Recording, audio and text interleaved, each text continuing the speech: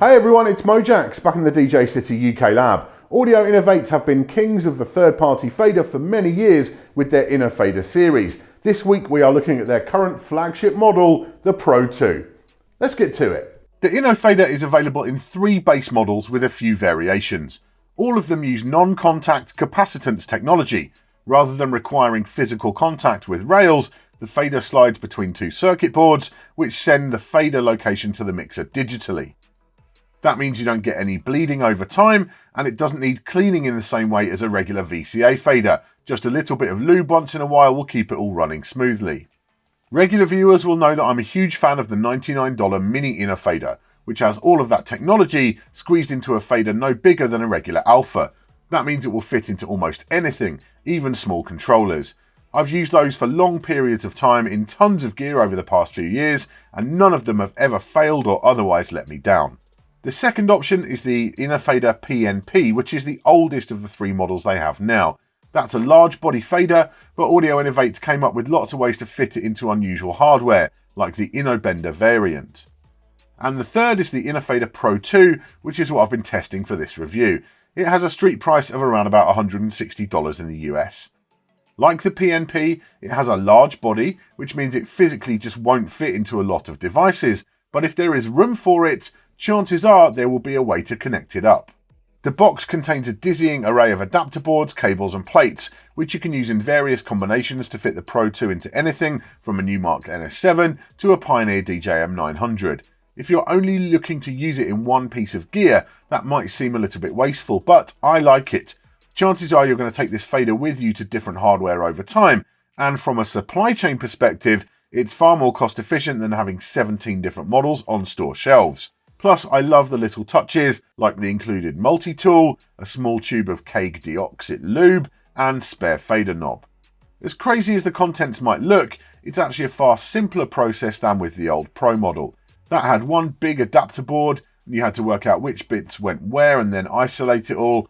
With the Pro2, you choose the right adapter for your mixer, connect the fader to the board, and then the board to the mixer. Each one is labelled, and that label also serves as isolation to prevent shorting if the board touches the mixer. When it came to the physical hookup, I had both the Rane 62 and Denon X1800 plugged in and ready to go in minutes. That still doesn't mean that setting up the Pro2 is especially straightforward, however. As you can see by the copious amounts of instructions, there are a lot of steps to setting up the fader perfectly for your mixer and for your taste. It will be trickier with some types of hardware than others, but you'll always want to spend a lot of time reading those instructions and then tweaking the fader. In the case of the Rane 62, there was a special Rane preset that had to be done before anything else, and that took me a couple of attempts, but eventually I had the fader running sweet. I'm not entirely sure I could recreate the steps that I took. I suspect luck might have been a factor.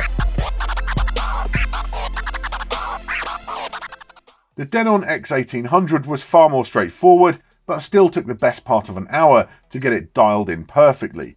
Keep in mind that you'll need to keep taking the fader in and out to make adjustments and then test, unless you buy the external in adjuster as well. That might be a worthy purchase if you want to fiddle with your settings more than once in a blue moon. Personally, I'd be happy setting it correctly once and then leaving it alone.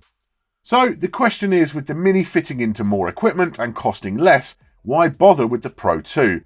Well, the clue is in the name. This one is for the pros. The performance is better out of the gate with a resolution of 1024 steps as opposed to 256. Your average DJ like myself might not notice that, but a real hardcore turntablist might well. Both have 0.05mm cut-in accuracy, but the Pro2 has separate dials for each side. The older Pro only had one, as well as a curved dial. There's also a tension adjustment screw on the Pro2, which is not present on the Mini. Plus, the Pro2 has a much wider fader stem, which should take more abuse if you're especially heavy-handed, and the fader has a slightly more weighty feel overall, which really can help with control. Put simply, if you need the ultimate in fine-tuning adjustment possibilities, the Pro2 is unparalleled. There are so many ways to tweak how the fader feels, how it reacts to your movements. I just can't imagine any serious scratcher failing to get it dialed into their exact taste. Just be ready to invest some time into making that happen. And in use, performance was simply superb. Really tight cut-in, perfect momentum from the weight, and clean, sharp cuts every time. At my skill level, would it offer a huge advantage over the Mini? I'm not sure, but it certainly feels like one of the best faders I've ever touched. So there you go, a good look at the Innofader Pro2. It's pretty obvious that this is excessive for a lot of DJs like myself. I dabble in cutting and scratching. I'm by no means a hardcore turntablist, and for me, you know, a fader with a short cutting distance, a nice feel, a sharp cut, and that lasts a long time, that's all I need. And actually, the Mini series from Innofader is actually going to do that job perfectly well. This is over the top. Plus, of course, the Mini will fit into a lot more hardware. Something like a budget controller, you're not going to fit this large body fader into. But that's not to take away from the quality of this product. This is for those DJs who are on a different level, those real turntablists or whatever, who want that ultimate level of detailed control and adjustment over their fader. You don't get that with any other fader on the market to this level that you do with this one. I do appreciate all the work that Audio Innovate have done to make this thing compatible with a million different types of mixer. It's a lot of work, you get a lot of parts in there, but fundamentally they've put that time in to make it happen. And it is better to have all these bits in the box than to have Audio Innovate, you know, provide 50 different models out to the market. In the end, that would cost more than just having all this stuff in the box. Plus it means you can take this fader with you when you move to a different mixer, which I suspect most people will probably want to do. So yeah, this remains the king of the third-party fader. For your average DJ, the Mini will probably do just as well. But yeah, if you really want the absolute boss of aftermarket faders, the Innofader Pro2, this is the one.